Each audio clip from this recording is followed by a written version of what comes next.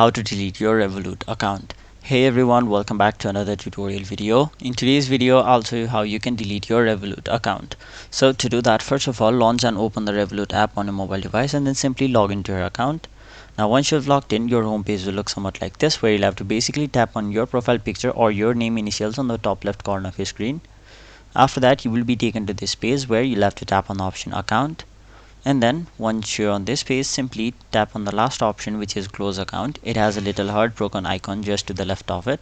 Now it'll basically provide you with two different options. You can either keep your account open or you can close your account. So in order to delete your Revolut account, simply tap on the option close account, and once you've done that, you'll have basically deleted your Revolut account. So that was it for this video. Hope this video was helpful to you guys, and if it was, make sure you like this video and subscribe to our channel so that you don't miss out on further videos such as these.